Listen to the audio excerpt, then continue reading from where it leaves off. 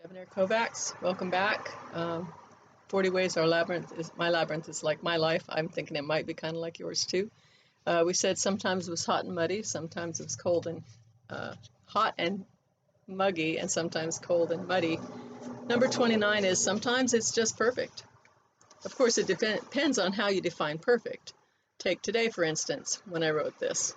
It was about 60-something degrees and cloudy, but the high, bright kind of clouds that I don't mind at all. The grass is high and I'm so far behind on path maintenance that I'm worried about getting the labyrinth ready in time for Holy Week. Next week, ack! The roses at the trellis entry are reaching for your hair, and the grapes and kiwis are cheerfully reaching for everything. But the little cherry bushes are in bloom, and even one of the plums has some cute little pinky blossoms. The berry vines are all leafed out, and the grass, high though it may be, is green. Such a nice color after a gray winter. Just perfect. Defining perfection. I'd say that's one of the very most essential actions of life.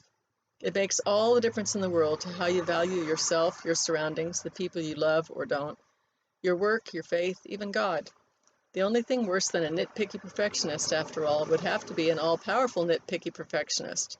Good heavens, or rather bad heavens, because they would be, if they were reigned over by the kind of God famously described by colonial preacher Jonathan Edwards, just waiting for you to make a mistake so he could throw you in the fire. On the other hand, if you see God as a kind of wishy-washy, kind-hearted coach who gives the "you're perfect" trophy to everyone for every action, no matter whether it was good, bad, or indifferent, someone's best or someone's lazy attempt to get by with least effort, then why even had the word perfect to begin with? Sorry about the traffic. It kind of kills motivation to learn to do anything better or grow up into a new way of being. All kinds of people have all kinds of opinions on this topic, so I prefer to see how Jesus defined perfection.